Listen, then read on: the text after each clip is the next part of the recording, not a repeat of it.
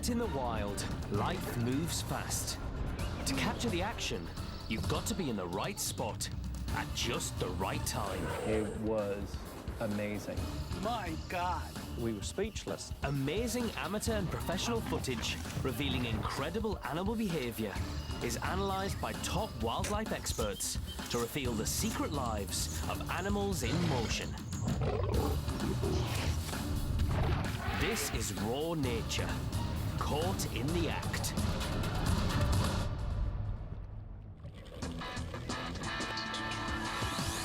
A team of young cyclists tear down a racecourse in the African bush. It's a treacherous track that requires lightning-quick reflexes. But during today's race, Mother Nature throws a bizarre curveball at cyclists Travis Walker and Evan van der Speer. We were going down the single track and like having fun, and I had the camera on to film the race. I was coming second in the race at that stage, and then I was about 20 seconds behind the leader. Evan asked me, would you like to come past? So I said, no, I'll just ride behind you because I'm filming.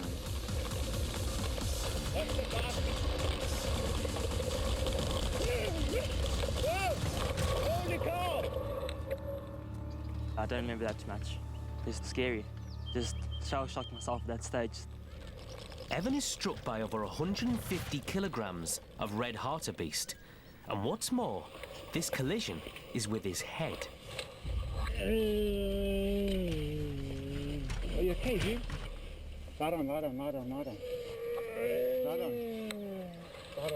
I couldn't believe it. I got to him and I went down, I looked at him and I saw his helmet was completely shattered. Just lie down, dude. At first, it looks like you've got a very aggressive antelope, but very well it could be that the entire herd was startled by the cyclists. That, together with the poor eyesight of this antelope, had it crossing the track. This is a very bad case of in the wrong place at the wrong time. Holy cow! He stood up. You got hit him hard. Lie down. He lost his memory, he didn't remember starting, he didn't know where he was. He was asking questions like, I wonder how the buck is. He asked that a couple of times. Dude, let's call the medics. Even though Evan is in extreme pain, his helmet proves to be his saving grace. I've just suffered a concussion and then a bit of whiplash from side to side, which isn't actually too bad. After I did x-rays and the doctor said it was fine, my parents came and visited me in the hospital and they showed me footage for the first time then. Holy cow! So the first time I saw it, I laughed at myself.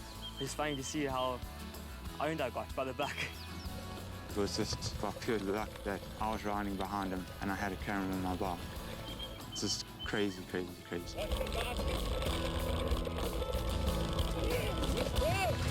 Holy cow!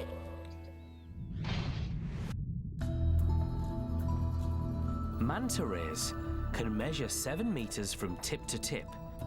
They glide through the water with grace and elegance.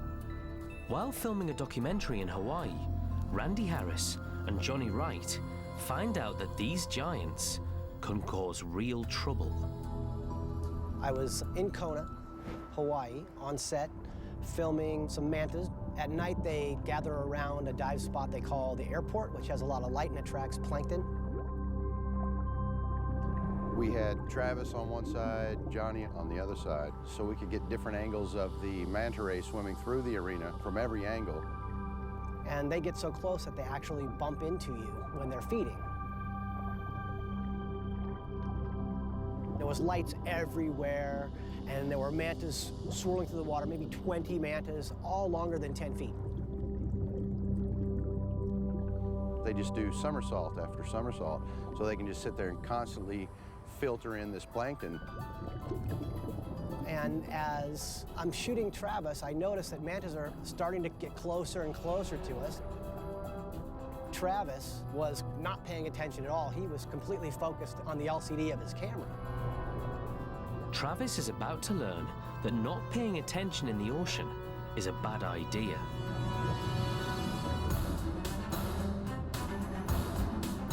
A manta ray snatches Travis's camera. It looked like he said, you know what, I'm gonna take your camera and I'm gonna go film for a while. Before he can stop recording, Travis lets the camera go for fear of hurting the manta ray.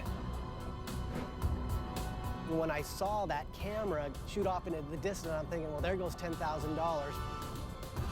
And when $10,000 swims off into the darkness, you give chase. Mantas have these things that look like horns on their heads, which are cephalic lobes. They're lobes that they use to funnel whatever they're eating into their mouths. Now this manta managed to hook that lobe actually into the camera. It just got amazing fright and zoomed off backwards.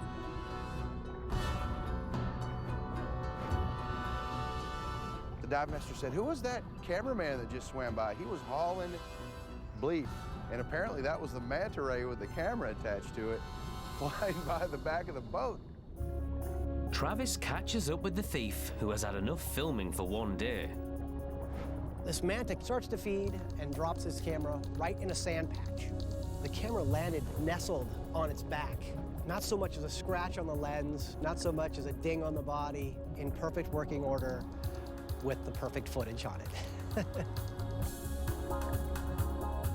It was 1 in a billion chance. It's never gonna happen again. If it does, the world may end. I don't know.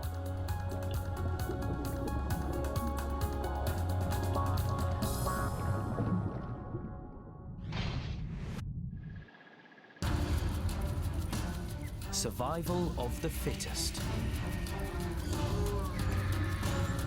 It's nature's golden rule. In the wild, there's simply no room for weakness. Dutch tourist Niek Zillinger-Molenaar discovers that this rule applies, regardless of size. Myself and a friend of mine, we were going on a safari holiday in the Samburu Park in Kenya. On the second morning, we were doing a game drive. All of a sudden, passed 2 female lions who were walking actually in the same direction as we were driving. Our driver said, they might go for a hunt, let's follow them. The driver's hunch is on the mark, as these 2 lionesses are about to give Niek the best footage of his life. We followed them for a while and they went into the bushes. A few minutes later, they spot one of the females resting under a tree. The closer we got, we also started to see this giraffe. The young giraffe is injured and won't last long. The lion simply stayed lying under the tree. And even when the giraffe was 10, 15 meters away, the lion didn't move at all. We were holding our breaths. I think the last seconds I was not even breathing anymore.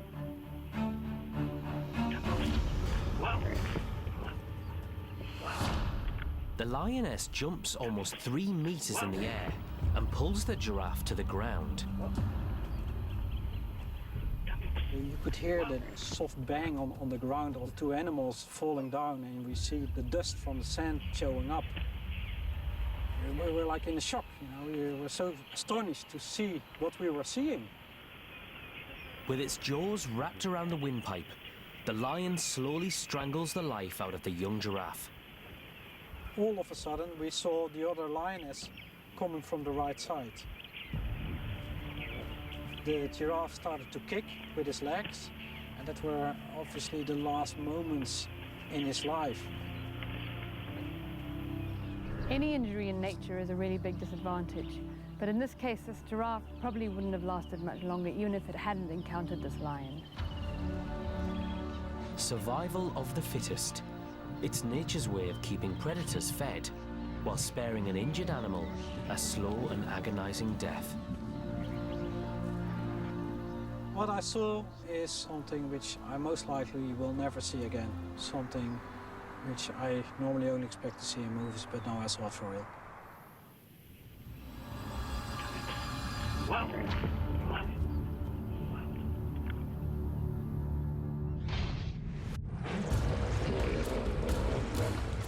Reaching over 4.5 meters long, up to 4,500 kilograms in weight, and wielding deadly 50-centimeter canines, the hippopotamus is one of the world's most dangerous and aggressive mammals. When Michael Yule and his father see a hippo erupt from the water next to a baby zebra, they can hardly bear to watch. Thousands of wildebeest and zebras are entering the most dangerous phase of Africa's greatest migration, crossing the Mara River. Michael and his father are filming the herds as they make their treacherous journey. We waited there about for 3 hours. The waiting was pretty long. Then the first wildebeest jumped in the river and we got all excited. When the second wildebeest was jumping in, all of them just started coming in heavily. And then zebras were crossing. It was pretty amazing. And then there was this one little baby zebra. He was just going downstream all the time. The little foal is in danger of drowning, but it's about to face an even deadlier threat.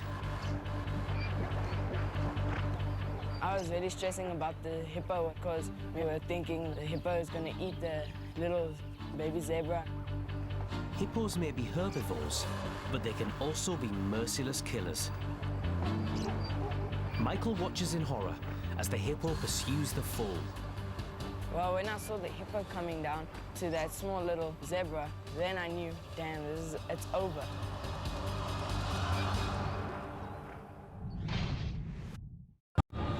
While watching a herd of zebras migrating across the Mara River in Africa, Michael Yule and his father spot a foal being swept away by the current.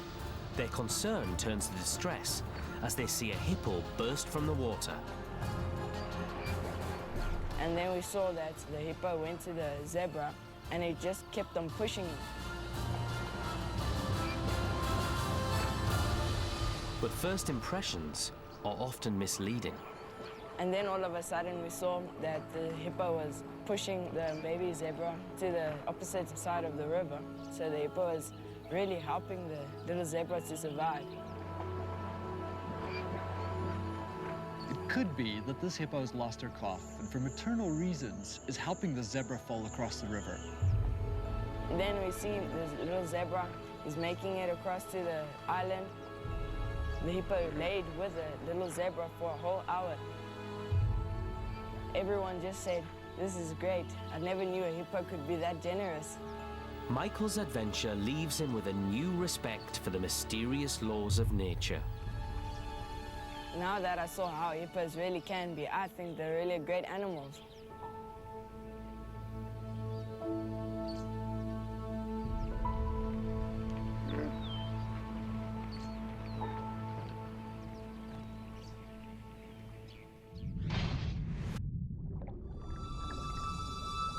The giant Pacific octopus is the largest species of octopus in the world.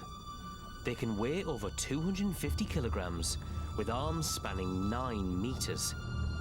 But as Danny Morrow finds out, your first close encounter with the species could be your last. In the mid-90s, we were filming a television series called Undersea Explorer, and somebody suggested to me that we do a West Coast of Canada episode. It's an amazing place to scuba dive, especially in the winter when the water's really clear. One of the big ticket animals that we really wanted to see was the giant Pacific octopus. Danny teams up with experienced diver Doug Pemberton to tackle these unfamiliar waters. It was towards the end of our dive. We were probably about 80 feet below the surface, getting low on air. I was preoccupied filming another octopus that was on the seafloor, and I turned around briefly, and there, suddenly I saw Doug with this octopus sandwiched on his face. It was like something out of a horror movie. He has this massive octopus pulling on his regulator, pulling on his mask, and those are your lifelines down there. 24 meters underwater, desperately low on air and fighting a losing battle to hold on to the equipment that is keeping him alive. This is a real-life nightmare. I just can't think of a worst-case scenario, being blind and not being able to breathe and being that deep underwater. I mean, it was just absolutely scary right from the get-go. Doug is caught within the iron grip of a creature that has the ability to drag prey up to 300 kilograms in weight. This animal was probably 6 to 8 feet across and could easily wrap itself completely around Doug. I think it started out as mere curiosity, and it just escalated from there, and it escalated fast. An octopus uses touch to really investigate what something is. And arms have suckers on them. And those suckers are not only feeling, but they're also tasting.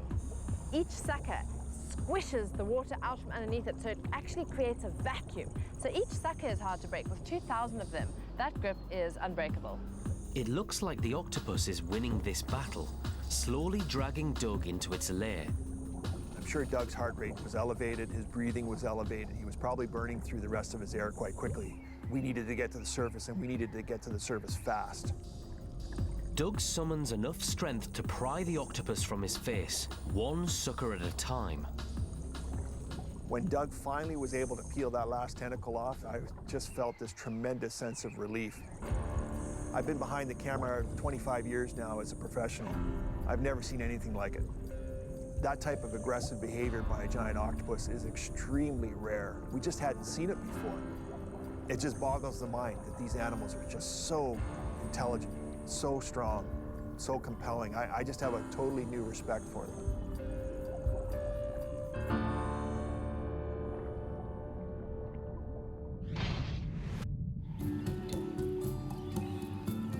In the foothills of the Bleda River Canyon in South Africa lies Shikudu Reserve, a sanctuary for the threatened population of rhinos in Africa.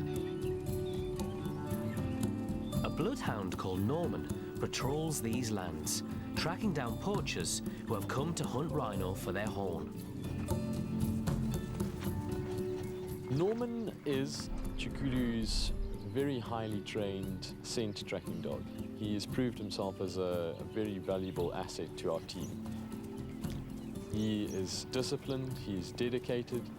His biggest love is tracking poachers. It's what he lives for. Norman always gets his man. But while the dedicated dog fights to save the rhino, in another part of the reserve, a pair of holy terrors are on a mission of a different kind. The gruesome twosome was what they were known as by the staff here at Shikudu. Originally, Sheila was basically rejected by her mother. Bubezi was found by one of our trackers all by himself. Sheila and Bubezi make a formidable team and quickly earn themselves a reputation as troublemakers.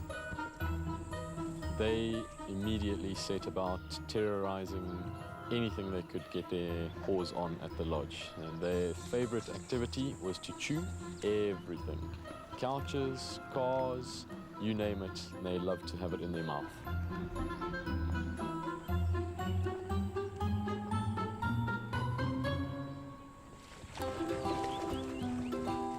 And it so happens that a chance meeting brings the uncouth cubs together with Norman. Immediately, they bonded with one another. He became part of the pride, they became part of the pack. And since then, they've been three musketeers.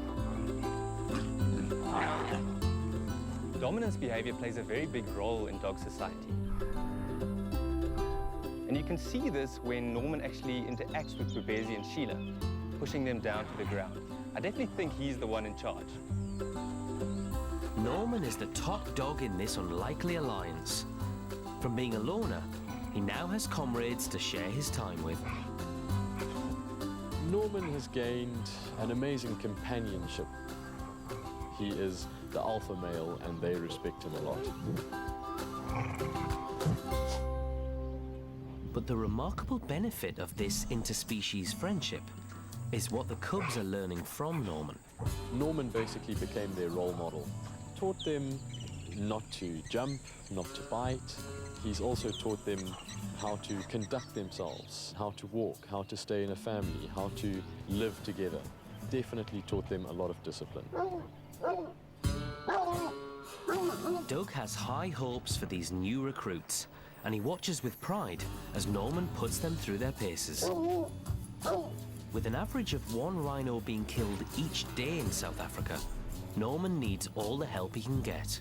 I hope that in the future we will see the lions coming out on anti-poaching patrols with us. We would like to have not only a tracking dog as an intimidation factor, but also lions as well.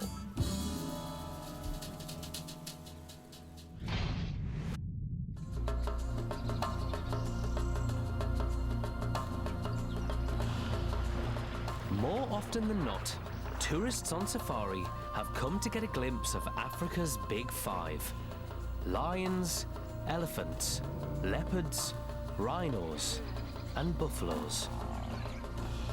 They're the 5 most dangerous and difficult animals to hunt, but today they're mainly targets for tourists' cameras. While on safari, Grant Griffiths gets a unique glimpse of what happens when the Big Five clash. My wife and I decided to take a trip to South Africa to a private game lodge. So we decided to take the game drive that afternoon. The game drive stops as the ranger spots a rhino and buffalo squaring up to each other. It was a situation where you could feel the tension in the air. That's when I thought I should pull the camera out and start videoing something that I hadn't quite seen before. That is incredible. You've got an incredible standoff here. You've got a 1,500-pound buffalo up against a 4,500-pound white rhino bull. To get this on camera is great. You see them engaging, head-butting, and you know now it's on. With a quick tap of the horns, the fight begins. In this battle between 2 of Africa's deadliest herbivores, the rhino goes for the knockout. No, I don't want to watch it.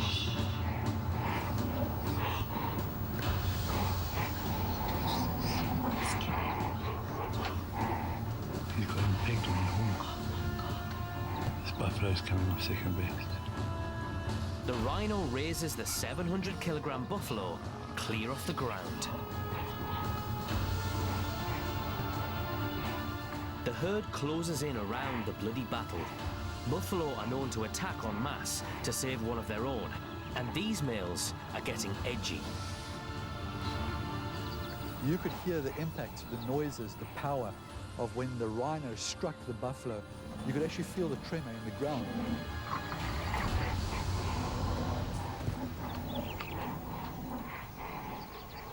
The buffalo realized, I'm wounded, I'm sore, I'm damaged, I need to get out of this situation. You could clearly see that that horn had pierced the side of his body. The bleeding buffalo staggers back to the herd and collapses. It succumbs to its injuries the following day.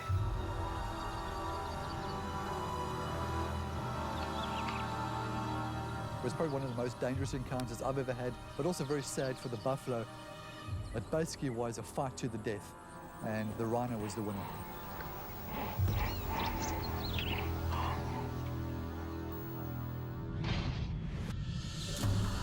Joseph Dozvonik is out on a game drive, photographing a pride of lions. From nowhere, a kudu dashes out of the bushes and runs straight towards the pride. One by one, each of the big cats attempts to drag it down. Suddenly, the kudu breaks free and launches high into the air. Unbelievably, it manages to clear 5 lions before running to safety. When autumn arrives in Alaska, grizzly bears have to eat for their lives. Without enough body fat, they'll freeze or starve to death during their long winter hibernation. So when cameraman Brad Josephs discovers a school of trapped salmon amongst a horde of starving bears, he knows the stage is set for something incredible. I guide bear viewers and photographers on the coast of Katmai National Park. What we do is travel up and down the coast to find where the most bears are. To find the bears, just follow the food. This year, however, food is scarce and time is running out. But all that is about to change as the bears get a lucky break. The tide went out and I realized there are thousands of salmon in the river. And the bears figured it out too, real quickly.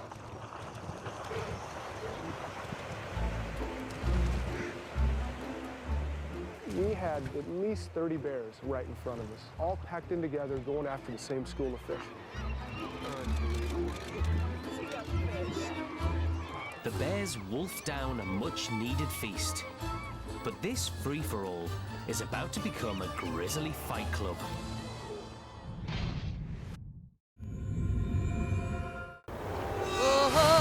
In the deep of the ocean, there's a battle going on. There it goes. Starts to go crazy now. Between these men Pay attention! and this beast. If the men win, Okay, she's in, she's in. Let's get her ready for surgery. the beast survives. It's the king of the sea. In a race against time to prevent the extinction of this mighty predator, You never know what's gonna happen. the shark men return. A group of starving grizzly bears stumble across thousands of salmon trapped by the tide. It's a welcome relief, but grizzlies are sticklers for personal space, and it doesn't take long before the fur starts to fly.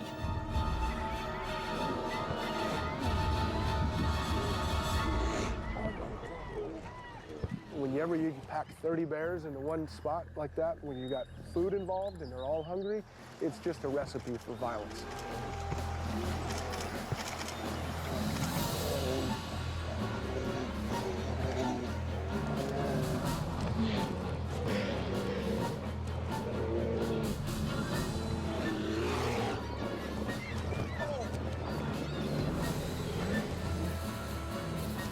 You're looking at an incredibly powerful animal. A single swipe from one of these bears could kill a deer. If you got in the way of that, you'd be dead. So the bears were going at it. Some were catching fish, some weren't. Some were getting very desperate. There was one specific female that we started watching. She'd been fishing her heart out, and she still couldn't get a fish. And we started feeling sorry for her. The female's despair is heart-wrenching to watch. Winter is fast approaching, and she has 2 hungry cubs to feed. Suddenly, a salmon swims within striking distance. She ran up, she got this close. But a larger bear steps in and grabs her catch.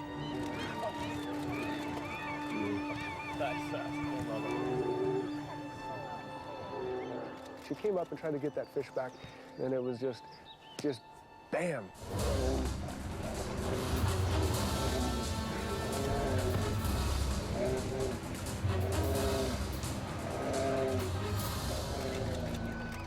Luckily, the big female let her up, taught her her lesson, just reestablished the whole dominance thing. They're all hungry. The female went back to her 2 cubs and actually ended up getting quite a few fish later that day, and we felt very good for it. For Brad and the photographers, this proves to be the ultimate guided tour. It was an awesome day. My group of photographers that I was guiding were very, very pleased and excited to get that kind of action that close. It was probably the most intense episode of bear activity I've seen in 12 years. It was unbelievable.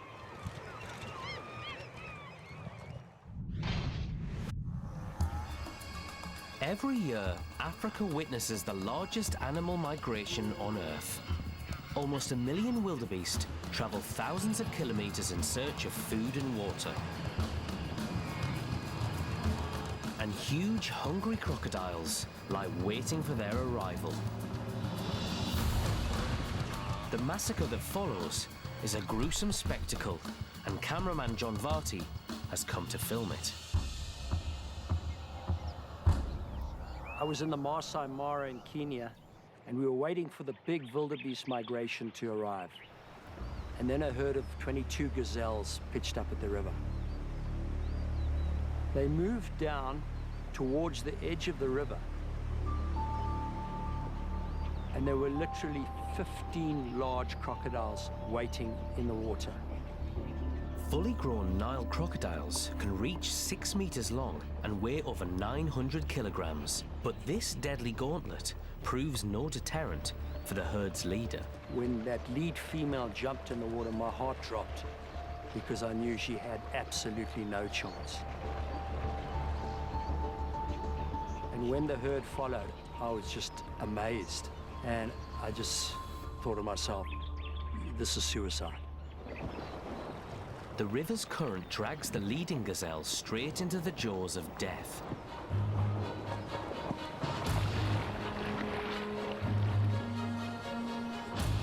They were out of their element, they were in the water, and the crocs just took them down, one after the other.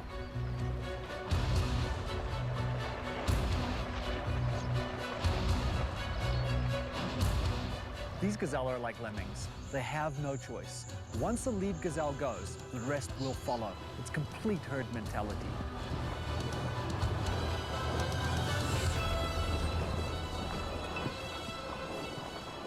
The whole river turned red, but everything went silent. Birds, everything went silent.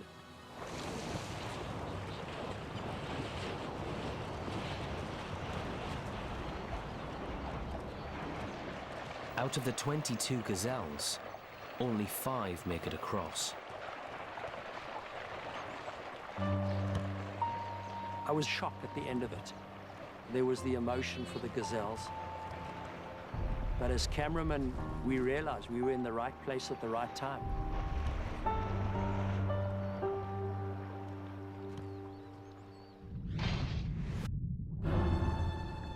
It's the most infamous of man-eaters, the shark.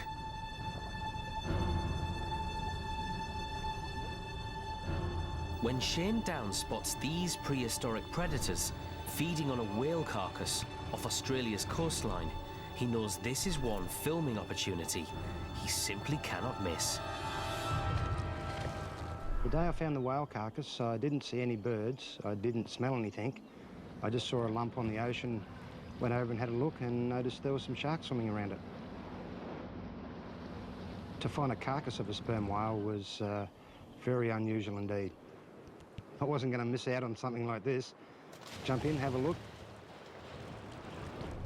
When I actually got in the water at the whale carcass, there was 3 tigers, a couple of 10s, 12-footer, and 3 bull sharks down a bit deeper.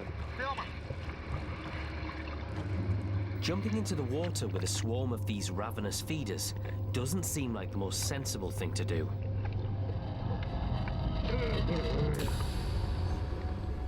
I don't like bull sharks because quite often they'll come up and bump, and a bump could end up being a bite, and a bite from a 12-foot tiger shark could do some damage.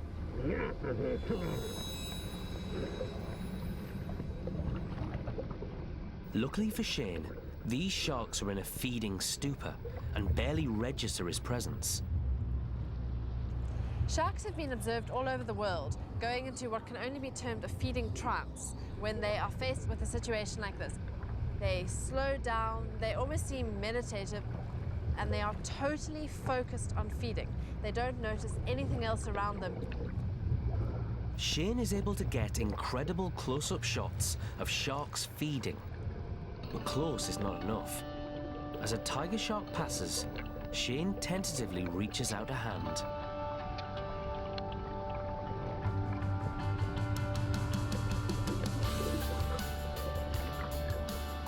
I only spent about 20 minutes in the water with them, and I would have loved to have spent a hell of a lot more. I've got lots of respect for sharks. Would I do it again? Hell yeah.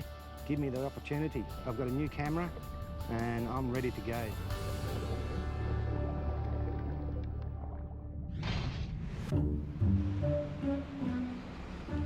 The city of Cranbrook is the home to around 20,000 Canadians and is surrounded by the best nature has to offer. But when wild animals live on your doorstep, dangerous encounters are inevitable. However, Mayor Scott Manjack is doing all he can to keep his city safe. I think the best description for Cranbrook is a very friendly, homey place. We have clean air, fresh water, mountains. We have it all. And thanks to this dole, Cranbrook also has a newborn fawn. Anyone who's lived in Cranbrook or this area for a long time, deer are just a fact of life. The fawn's scent is attracting neighborhood pets, and this cat is making the mother uneasy. The cat is not a threat, but anything resembling a coyote or wolf is another story. And just off camera, a resident dog follows its nose.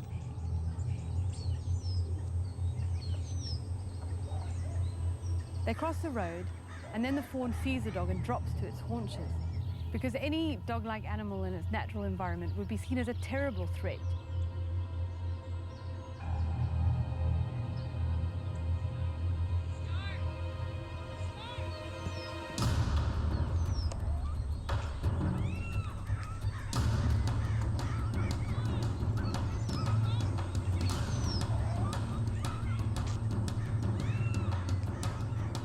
that dog was walking down the street, and the deer did what came natural to it.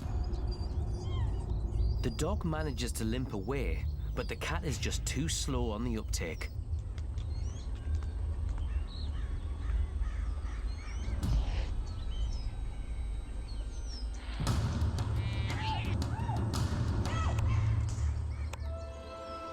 A mother's instinct is to protect her young, whether in the wild or on a street in Cranbrook. We have a deer population that's domesticated, except when we use the word domesticated, we will conjure up an idea that they're docile.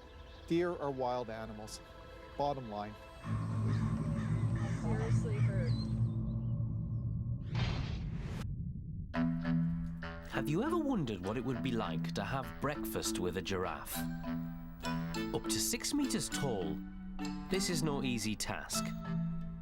Guests at Giraffe Manor in Kenya are often met with a 50-centimeter purple tongue at mealtimes. Their tame giraffes like to pop in for a quick bite or simply to have a peek inside. Rothschild giraffe are dwindling in numbers and are bred at a manor before being reintroduced into the wild.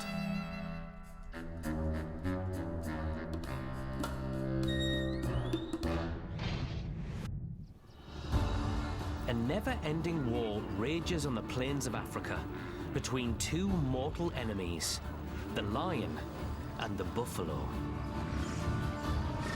Buffalo may be prey, but they will attack and kill lions to save one of their own. Ronald Sabuni and Rob Van Ploot suddenly find themselves in the middle of this age-old battle on a game drive in South Africa. It's late afternoon at Shadulu Dam on the Adubi Game Reserve. Rob Van Ploot and his guests are watching a pride of lions resting by the water. All of a sudden, a big herd of buffalo appeared. And they, for some reason, were running straight towards the dam, but right past where the lions were lying.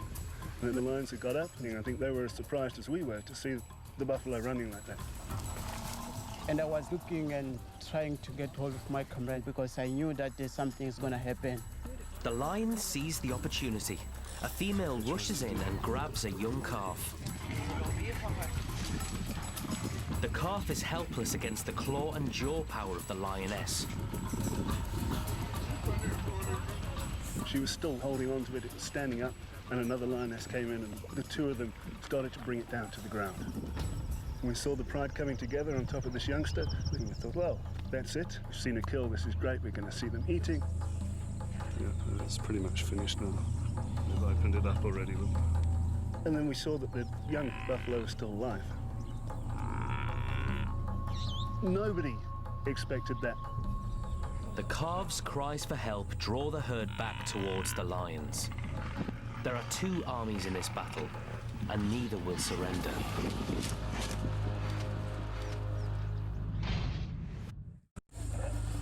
A game drive is following a battle between two ancient enemies. A young pride of lions have taken down a buffalo calf, but the herd is having none of it. Suddenly, the buffalo came. One lioness just stayed on the kill, growling and hissing at the buffaloes. And the one buffalo ran straight into her, flicked her up in the air. She almost landed on Ronald. I was like, wow. And I saw that buffalo coming right towards that lion. Where there be buffalo, there be lions. These forces collide with the lions trying to get in and the buffalo trying to chase the lions off. It's a spectacular thing to witness. The young pride will not accept defeat and chase after the buffalo. Sadly, the calf's escape is short-lived. The guests were very excited about what's going on. Even I'd not seen something like this before. The herd is relentless. Once again, they manage to drive the lions away from the bleeding calf. And the young buffalo actually managed to get up and started to run. So again, we had to follow. We followed those buffaloes. They were trying to put that little calf right in the middle, trying to make sure those lions don't get to pull out that little calf. The lions get their paws on the calf once again, but more buffaloes join in and free the calf. And we thought, no, this is it. The lions are going to leave this. It's too much effort for them. But again, they chased all the way down into the dam here. The buffaloes make their final escape across the dam. But for the calf, this is just one obstacle too many.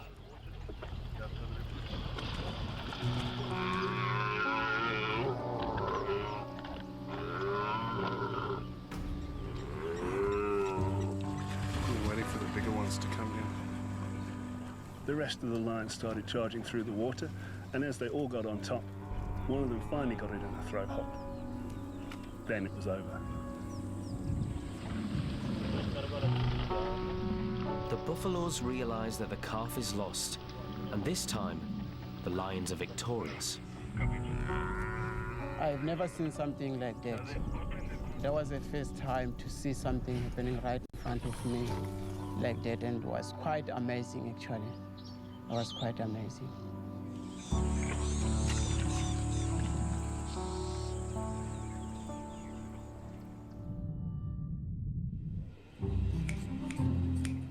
When I was a little girl, I saw this picture in a magazine of this magnificent, powerful, fast animal. There my dream started to have one of these beautiful animals. This is no ordinary house pet. Okay, baby, this is yours. Okay. Rihanna van Nieuwenheesen's home is a cat menagerie.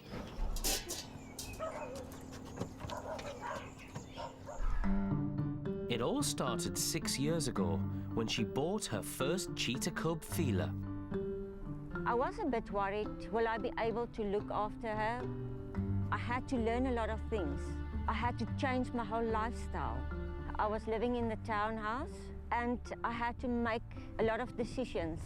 Come, come, come.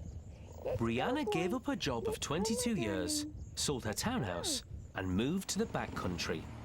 Her home became an asylum for big cat outcasts and captive bred cheetahs. Soon I got another cheetah in, and we got in a lion cub that was abandoned by the mother. At the moment, we've got 14 cheetahs, 5 lions, 2 leopards, 3 caracals, 2 servals, and then the 2 lion cubs and the little black leopard cub. Along with the invasion of oversized pussycats came new challenges, from building special enclosures and feeding the new arrivals, to training students on how to safely work with big cats in captivity. You must build a relationship with them. You must know your animal very well, because in an instant, they can turn on you. Trust is so important, and respect. They are not like a house pet. They are still wild animals, and I respect them all the way. As Rihanna learns more and more about the plight of large felines in the wild, she realizes the vision for her sanctuary. I was starting to do research. That's when I realized how endangered they are. There's countries where they don't even exist anymore, where they're just extinct. I realized that I've got the chance to change the people's view. Big cat expert Dr. Paul Funston believes that private breeding facilities are generally not in line with the best conservation practices. But he does see that they have a silver lining. Cheetahs are difficult to conserve in a modern world because inside our large national parks, they come into quite severe conflict with lions. And then outside of our parks, they come into conflict with farmers. So actually in Africa, there's not much space left for cheetahs. Captive breeding facilities sensitize people to these animals and to their plight. People admire these beautiful animals, but if we don't do something, we will lose them. Future generations will only be able to see it on a photo, and that's so sad. Rihanna continues her work with big cats, drawing inspiration and strength from the animals she's sworn to protect. Come. Come on, Angel. This is absolutely my life. I will live for these cats and I will die for them. They definitely make you feel strong, and you must be strong to look after them. Come on.